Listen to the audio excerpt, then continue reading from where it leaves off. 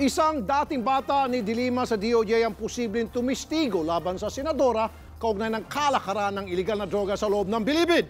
Bukod sa driver ni Dilima na si Ronnie Dayan, pwede rin daw tumistigo ang dating Justice Undersecretary na si Francisco Baraan ng III.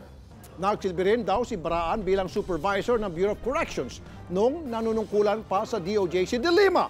Ayon kay Justice Secretary Vitaliano Aguirre, may ebidensya na sila laban sa mga dating hepe ng Bucor. Milyon-milyon daw ang tinatanggap ng mga ito, pati ng mga opisyal ng DOJ, kapalit ng pagpapatuloy ng kalakaran ng droga sa loob ng bilibid.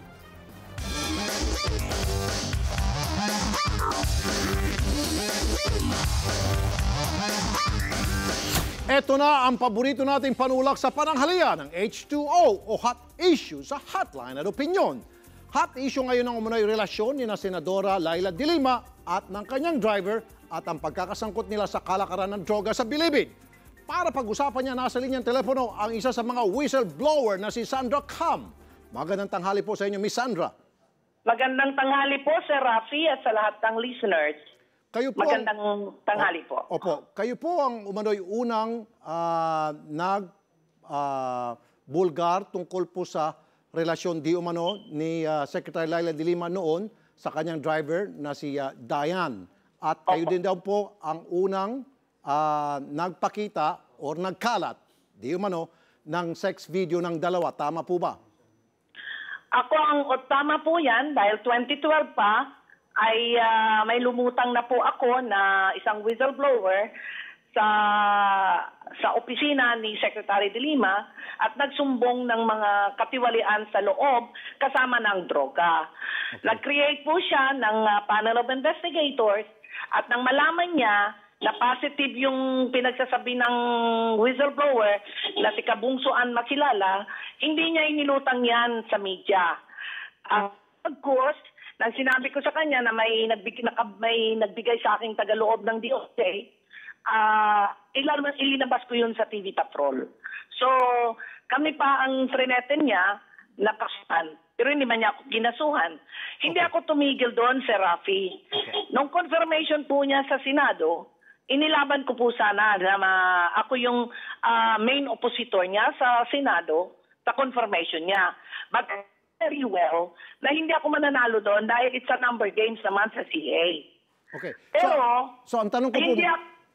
Okay. Ang tanong ko po ngayon, number one, dalawa po ano. Una, saan ang galing po yung video niyan? Kasi dinideny po ni Senator Leila de Lima na siya yung nasa video. Isa po yan. At pangalawa, anong ebidensya po meron kayo na direktang mauugnay yung kanyang driver na si Dayan sa illegal na drogang nagaganap sa loob ng bilibid? Okay. Yung video na kumakalat daw sa Facebook, kasi alam mo naman ako hindi teke-teke, ay hindi ko alam kung sino ang nag-upload noon. Okay. Antayin niya na ibang video ang makita niya. Pero yung video nga sa Facebook, hindi po ako, wala akong kalaman dyan sa paglabas niyan kung sino yan at kanino nang galing yan. Doon sa kanyang driver na si Ronnie Palisok Dayan, ay may ebidensya po kami na siya ay itong driver lover niya, di ba, inamin niya that she's very close to her driver. And I don't know what kind of closeness she has. Because it's too intimate na pumupunta siya doon sa Vistondo, Pangasinan, at nagja-jogging pa sila, namamalagkat sila together. At alam ng buong bayan doon, alam ng buong barangay na yon, na palagi naman siyang pumupunta doon. Ito ang tanong, Sir Rafi. Kung ang si Ronnie, magkano lang ang sweldo ni Ronnie as a driver? Maybe let's say 20,000. Ilagay mo na natin 20,000, malaki na yan. Okay. Kaya ba ni Ronnie Palisok Dayan na magpatayo ng 2 bahay at malaking compound ng mga manok na pansabong? Magandang tanong nga po yan. Ngayon, ako naman po magtatanong ulit, ma'am, anong ebidensya meron kayo na talagang direktang mag-uugnay kay Dayan sa mga nangyayaring mga illegal na aktibidad, particular na sa aspetong droga sa New Bilibid? Ito ngayon, I don't want to, ng sources ko, Pero may lulutang. Balikan natin si Miss Sandra Cam, naputol kanina tungkol sa ebidensya na direkta mag-ugnay sa driver ni Senadora Laila de Lima sa kalakaran ng droga sa Bilibid. Miss Sandra, naputol po tayo. Opo, oo. Okay. Doon sa ebidensya, marami po tayo ng makukuhang witnesses at first week of September po, Sir Rafi, kung gusto mo. Okay. Sa iyo namin ibigay ko muna kay Secretary Aguirre. Opo. Tapos sa Ngayon, ma'am. kayo nang magana. Ngayon, ma'am, pwede bang patikim? Ay, wag muna. Baka masunog tayo. Masunog. Papriyan tayo. Oo. Oh, okay. At saka, eto Sir Rafi, yung sinasabi ni De Lima na niya kay Presidente na siguraduhin lang na hindi forged kung ano nung pinagsasabi niya. Antayin niya. Dahil ang Presidente ay may access sa lahat ng kanyang intelligence. Mm-hmm. So hindi niya pwedeng tawaran. Hindi magsasalita ang ating Pangulo kung wala siyang hawak. Hindi po kinuha ng Pangulo ang mga witnesses na yan sa akin. May sarili silang witnesses. Pero ako, dahil ako ang unang lumutang dyan, ilalabas ko din yung alas ko pagdating ng investigasyon sa mababang kapuluan. Ayun. Okay, last na lamang po. So, meron din ho ba kayong ebidensya na magpapatunay na itong si Dayan ay naglalabas-masok ng New Bilibid? Opo. Marami po.